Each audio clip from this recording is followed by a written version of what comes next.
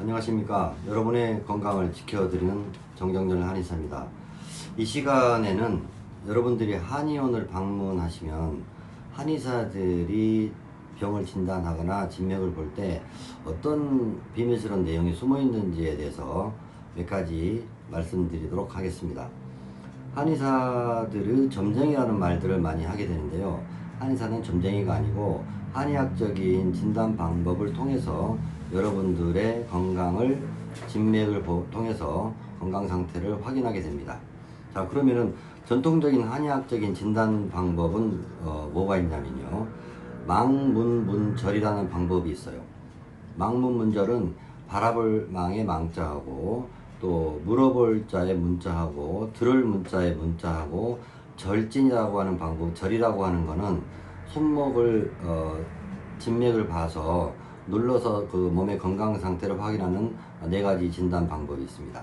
그러면은 이 네 가지 방법 중에서 망법은요, 바라볼 망자인데 사람들의 모습, 특히 안면을 보고서 안면의 어떤 색감이라든가 질감이라든가 또 어둡고 밝은 거라든가 이런 거를 보고 판단하는 방법이 있고, 들을 문자의 문지는요, 그 목소리라든가 몸에서 나는 소리를 청취를 해서 그 사람의 병의 상태를 진단하는 방법이 있고, 그 물을 문자는 어떤 병이 있을 때 그 병이 어떤 상황인가를 한의사 입장에서 물어보는 방법이 있습니다. 그리고 절진은 손목에 있는 혈관을 통해서 절진하는 방법이 있는데, 그 절진을 통해서 몸의 그 오장육부의 기능의 성쇠를 판단하는 그런 방법으로 한의학적인 진단 방법을 말씀드릴 수가 있습니다.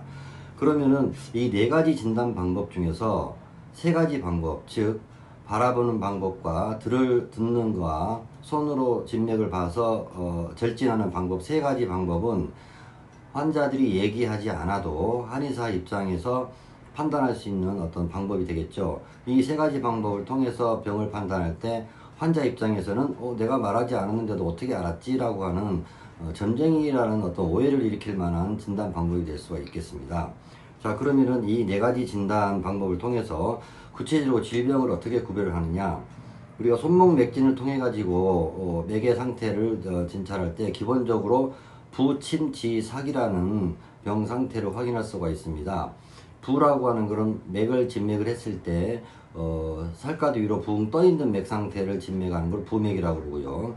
침이라고 하는 거는 피부 밑에 피부를 진맥을 했을 때, 절진을 했을 때 좀 살짝 압박을 가해 눌렀을 때도 맥이 감지가 잘 안 되는 것을 침맥이라고 그럽니다. 그리고 지맥이라고 하는 거는 늦을 지자를 써서 백박 횟수가 기준치에서 미달되는 상태를 지맥이라고 그러고, 그 기준치에서 빠른 맥은 상맥이라고 합니다. 그러면 부침지삭을 통해 가지고 몸의 병증에 대한 진단을 하게 되는데, 한열허실이라는 어떤 병증을 진단할 때 쓰는 방법을 쓰게 됩니다.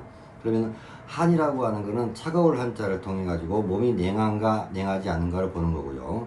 그 다음에 열이라고 하는 것은 상맥이나 부맥 같은 경우는 몸에 열이 있는 경우가 많이 있습니다. 그래서 몸에 열증이 있을 때는 상맥과 부맥을 통해서 열증을 진단할 수가 있고, 몸이 허한 상태에서는 침맥이라든가 지맥을 통해서 몸이 기운이 허한 것을 판단할 수가 있고, 또 실증이라고 하는 그 상태를 확인하는 것은 부하고 상맥을 통해서 몸이 너무 오버되어 있는, 그 몸의 기능들이 너무 항진되어 있는 상태를 실증이라고 할 수 있습니다. 그러면은 한의사들이 몸의 진단을 통해서 그 병증을 확인하거나 또 병을 치료하는 방법을 찾을 때 네 가지 이 방법과 또 네 가지의 어떤 그 진단 내용들을 확인을 통해 가지고 그 사람을 치료할 수 있는 방법을 찾게 되죠.